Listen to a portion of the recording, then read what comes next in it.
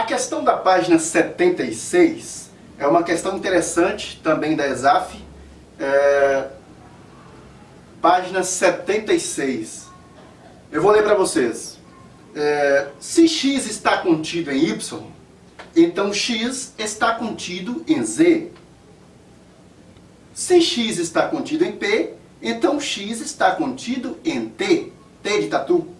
Se x está contido em y, então x está contido em p. Ora, x não está contido em t. Logo, e aí o autor dá 5 alternativas, A, B, C, D e E. Mais uma vez, nós vamos utilizar aqui a técnica empregada no livro. E eu gostaria que vocês prestassem bastante atenção, até porque na questão anterior, da página 58, se não me engano, nós trabalhamos apenas com disjunção, se lembram? Já nesta questão, nós temos, é uma questão também simplificada, porque, embora a gente não tenha aqui disjunção, a gente tem aqui, em todas elas, eu já até escrevi aqui, em todas elas nós temos condicional, não é isso? Temos condicional. Então, primeira coisa a fazer, você deve relacionar, você relaciona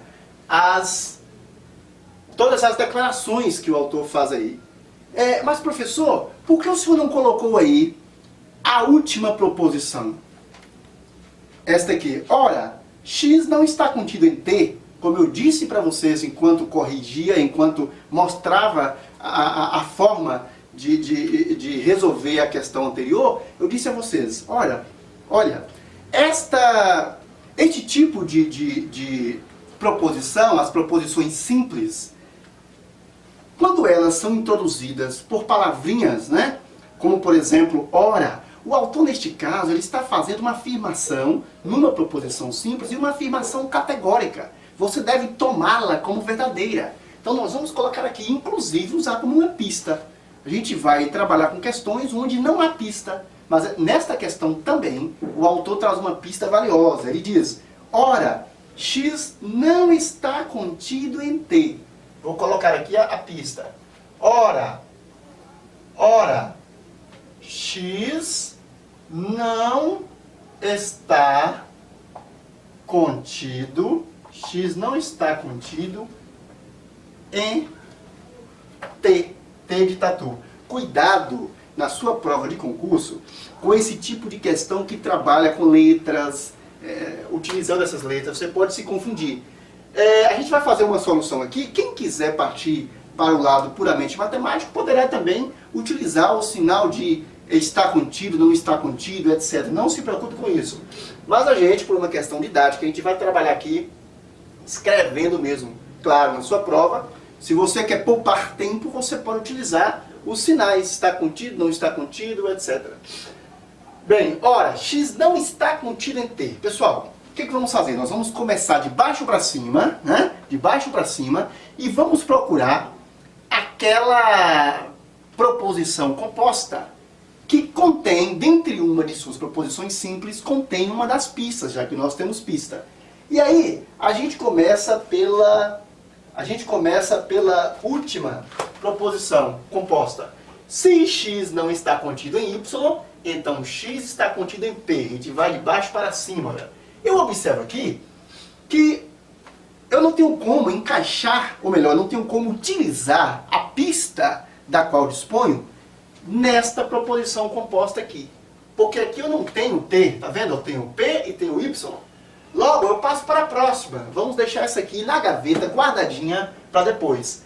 Na segunda proposição composta, eu tenho o quê? Se x está contido em p, então x está contido em t. Ora, o autor está me afirmando categoricamente que x não está contido em t. Então isso aqui eu devo tomar como verdadeiro. Ora, se eu tomo isso aqui como verdadeiro, o contrário será o quê? Exatamente, o contrário será falso. Aí eu tenho aqui, x está contido em p. Desculpe, vamos para 2. Essa aqui nós não temos. Na 2, x está contido em t, t de tatu. Está aqui, ó. Esta segunda proposição simples, x está contido em t, nós vamos tomá-la como falsa. Porque o autor categoricamente afirmou que x não está contido em t. Ora, se x não está contido em t, é uma verdade absoluta que ele me citou, então, x está contido em t, a afirmação dessa negação, será o quê?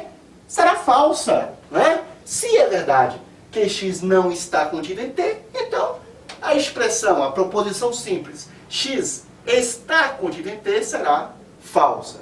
Todos entenderam? Ora, agora nós vamos partir para o segundo passo. Bem, então o primeiro passo foi feito, né? O primeiro passo foi feito. No segundo passo, o que eu vou fazer? Eu vou analisar toda a proposição composta, né? E vou tomá-la como verdadeira.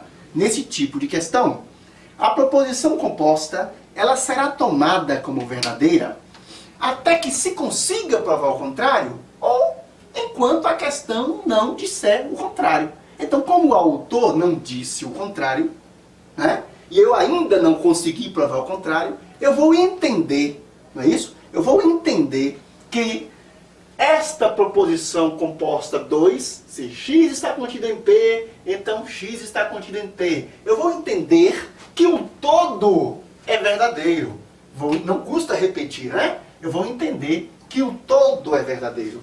E vou provar que ele é verdadeiro, ok? Eu vou sustentar essa tese de que toda proposição composta é verdadeira. E agora, num terceiro passo, né? Após eu entender, eu sustentar que toda proposição composta é verdadeira, aí eu vou fazer a seguinte perguntinha. Façam sempre isso, por favor, nunca deixem de fazer isso mentalmente.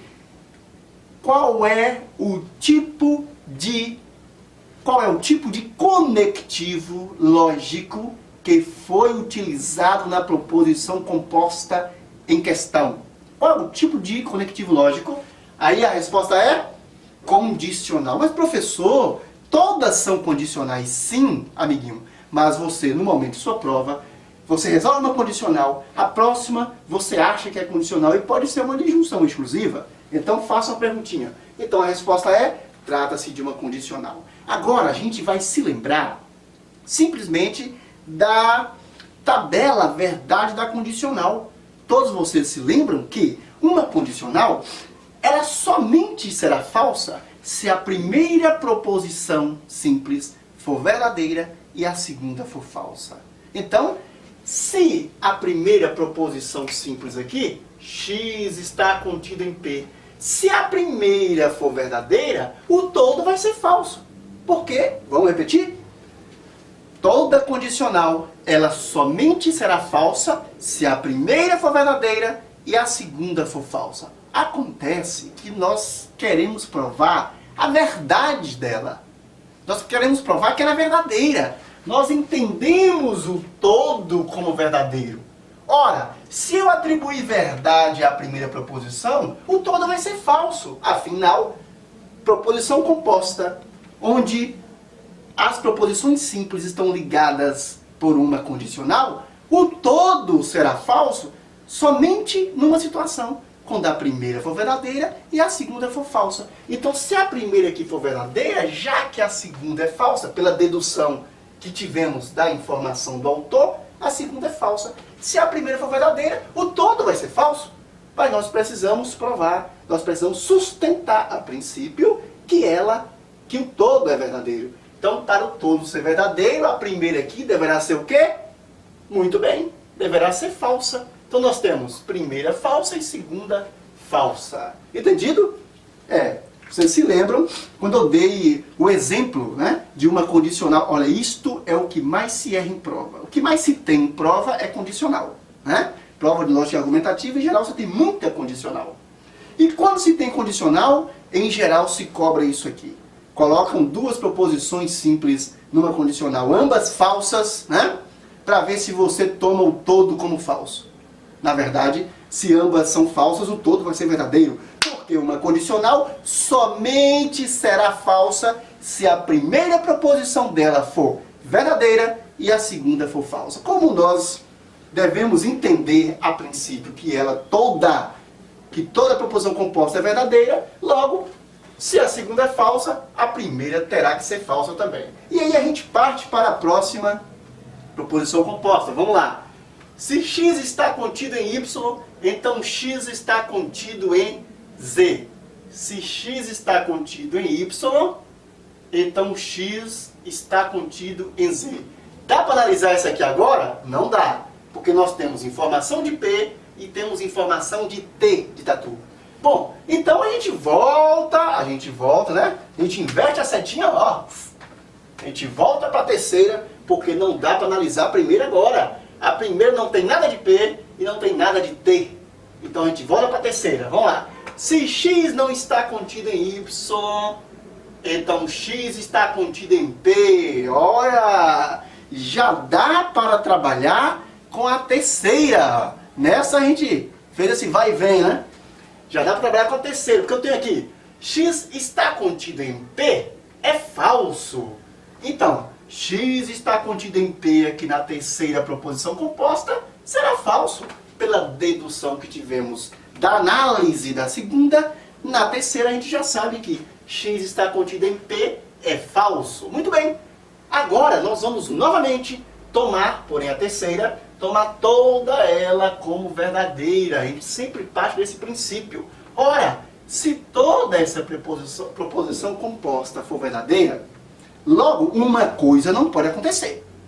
Há algo que não pode acontecer quando nós temos uma proposição composta, onde as proposições simples estão unidas, ligadas pelo conectivo se então, né? Quando se trata de uma condicional, para que o todo seja verdadeiro é preciso que uma coisa não aconteça, que algo não aconteça. O quê? É preciso que não aconteça o fato da primeira ser verdadeira e a segunda ser falsa. Porque numa condicional, se a primeira proposição for verdadeira e a segunda for falsa, ela será falsa. E a nossa condicional precisa ser verdadeira. Até que o autor mostre o contrário, que a gente consiga provar o contrário, estas proposições compostas sempre deverão ser tomadas como verdadeira. Ora, pelo mesmo motivo da outra, a primeira terá que ser falsa. Ou seja, x não está contido em y, terá que ser falso. Porque a segunda é falsa. Se a primeira aqui fosse verdadeira, o todo acabaria sendo falso, não é isso? Então, a primeira é falsa. X não está contido em y é falso, né?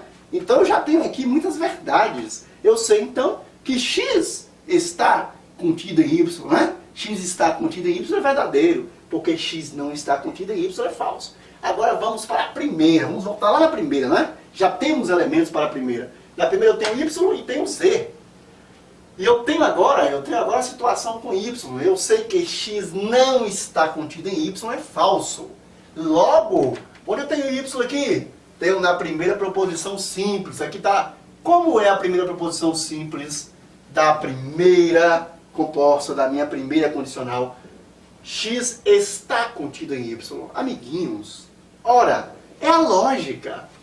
Se eu tenho aqui x, se a expressão x não está contida em y é falso, é porque x está contido em y é verdadeiro, claro.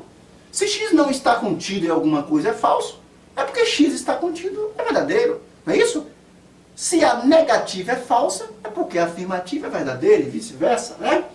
Ok, então, x está contido em y, então se x está contido em y, então x está contido em z. Nós precisamos mostrar, provar que o todo aqui nesta primeira proposição composta, que o todo é verdadeiro. Bom, se a primeira é verdadeira e eu tenho que provar que o todo é verdadeiro, a minha segunda proposição simples não poderá ser o quê?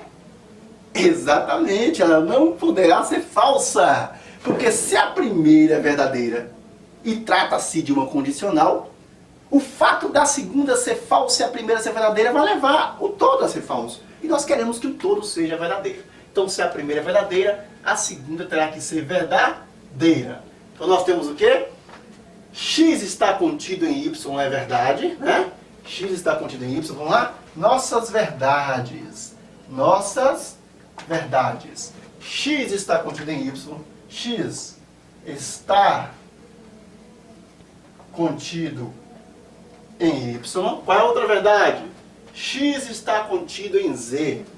X está contido em Z. E a gente pode deduzir outras verdades também, né? Como eu disse aqui para vocês. Se eu tenho aqui X não está contido em Y, a gente pode dizer X está contido em Y. Essa aqui eu já coloquei. Mas, por exemplo, você tem aqui, ó, X está contido em P é falso. Então, qual é a verdade? X não está contido em P. E assim por diante, né?